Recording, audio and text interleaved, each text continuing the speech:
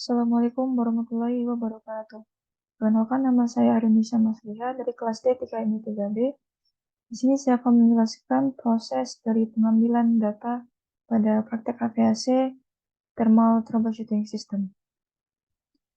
Untuk tujuan dari praktikum ini sendiri yaitu pertama, menganalisa performa mesin pendingin dengan katup ekspansi capillary tube terhadap unit filter atau dryer.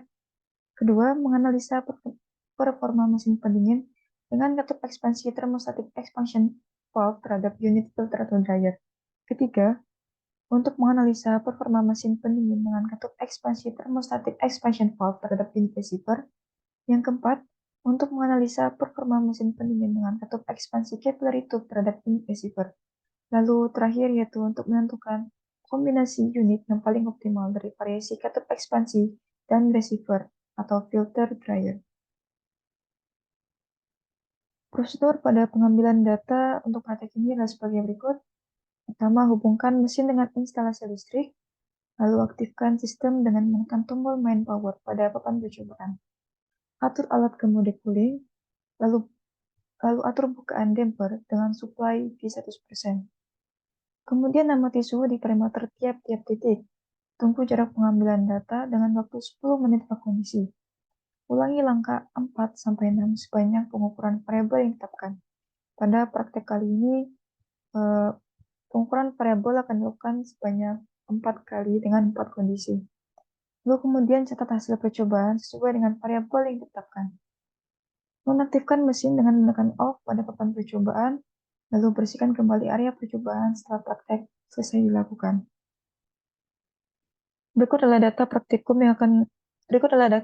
praktikum yang didapat dari percobaan berikut dengan kondisinya. Pada kondisi A, dengan kondisi capillary terbuka dan receiver terbuka, kondisi B, capillary terbuka dan dryer terbuka, kondisi C, termostatik terbuka dan receiver terbuka, dan kondisi D, dengan kondisi termostatik terbuka dan dryer terbuka.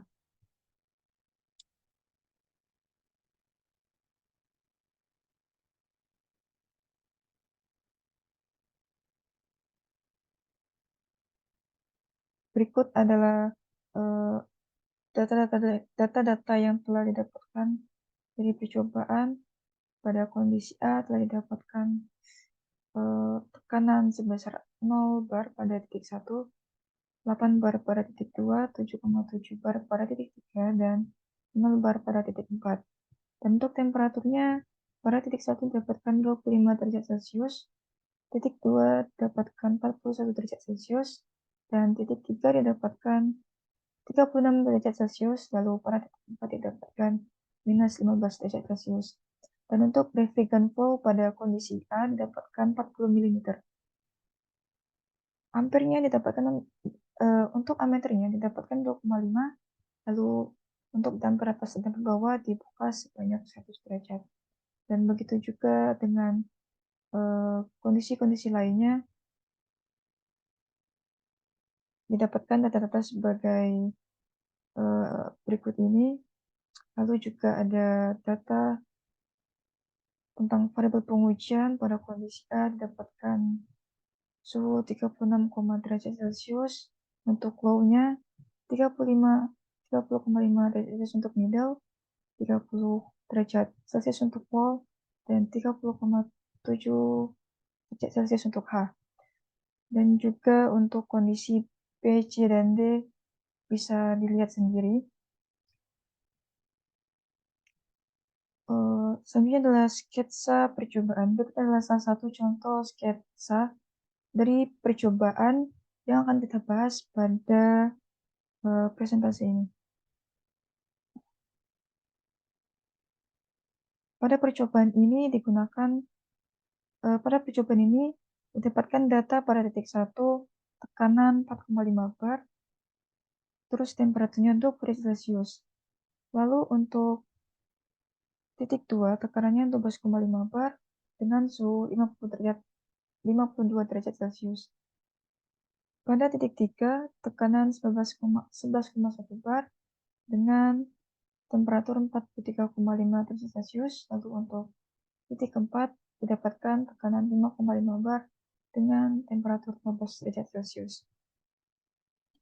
Selanjutnya adalah pengolahan data dari percobaan yang telah dilakukan. Dari pengolahan datanya, ya, yang pertama kita cari adalah dengan mencari entalpi pada titik pertama. Dari salah satu contoh percobaan yang telah dilakukan, pada tekanan 4,5 bar dengan suhu 20 derajat Celcius dengan menggunakan tabel refrigerant R134A, lalu dilakukan pada tabel superheated lebih tepatnya, lalu dilakukan interpolasi, didapatlah nilai entalpi H1 261,65 kJ per kilogram. Lalu setelah itu kita cari juga entalpi pada titik 2 dengan tekanan 12,5 bar pada suhu 52 derajat Celcius. Masih pada tabel yang sama, yaitu R134A superheated, didapatkan H2 277,267 kJ per kilogram. Dan ini hasil didapatkan dari interpolasi. Selanjutnya pengolahan data untuk mencari entalpi pada titik 3. Dengan tekanan 11,1 bar dan temperatur 43,5 derajat Celcius. Nah, untuk H3 ini, kita menggunakan tabel superheated paper dengan mencari HA-nya, didapatkan 111,4625 kJ per kilogram. Tekanannya 11,1542 bar, didapatkan dari suhu 43,5 derajat Celcius, dan juga volume spesifiknya didapatkan 0,883 dikali 10 pangkat 3 kJ per kilogram, ini didapatkan dari suhu 43,5 derajat Celcius. Lalu setelah itu kita substitusikan ke persamaan berikut ini, yaitu entalpi sama dengan HA ditambah PA min P3 dikali FA. Lalu didapatlah entalpi pada titik 3 ini yaitu 111,4672 kJ per kilogram. Lalu mencari entalpi pada titik 4. Pada titik 4 ini kita menggunakan entalpi pada kondisi vapor pada kondisi gabungan dan juga vapor.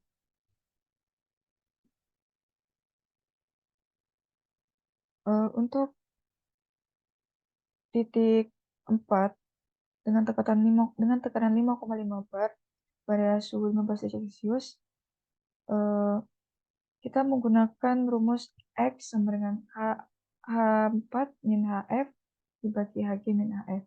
Lalu didapatlah nilai X-nya minus 0,027 kJ per kilogram. Dari hasil ini, kita masukkan ke persamaan untuk mencari H4, dan didapatlah hasil dari persamaan tersebut entalpinya 70,3112 kJ per kilogram. Selanjutnya kita mencari M refrigerant.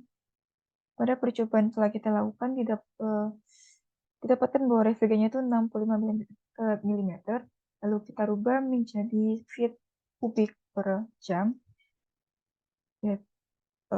lalu hasilnya 0,98 feet kubik per jam.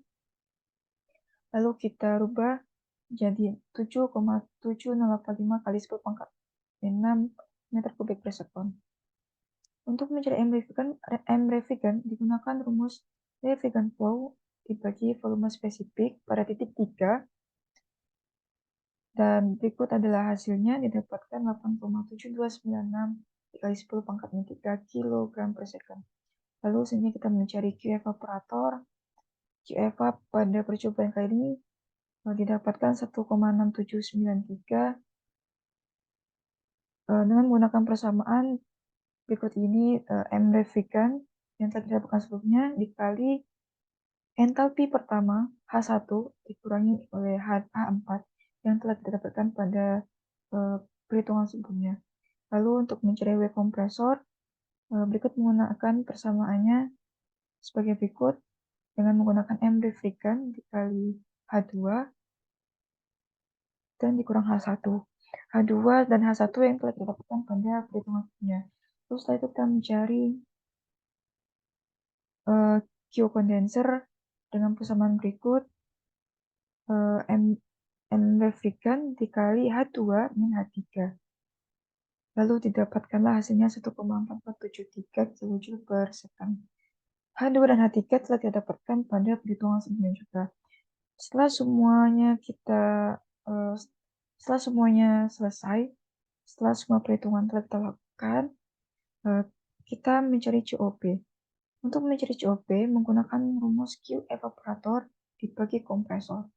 Q evaporator pada percobaan ini yaitu 1,6793 dibagi W kompresor 0,1363. Lalu didapatkanlah hasil 12,2547. Jadi COP pada pada percobaan ini adalah 12,2547.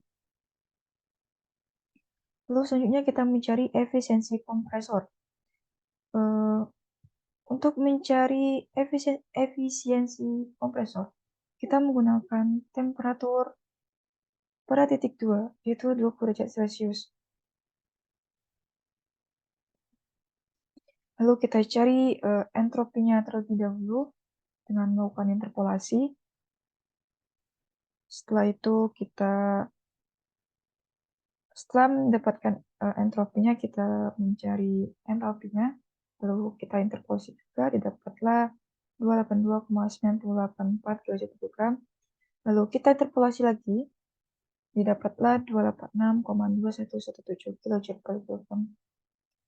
Selanjutnya, barulah kita dapat H2 idealnya dari hasil interpolasi juga, yaitu 287,7342 kJ/kg.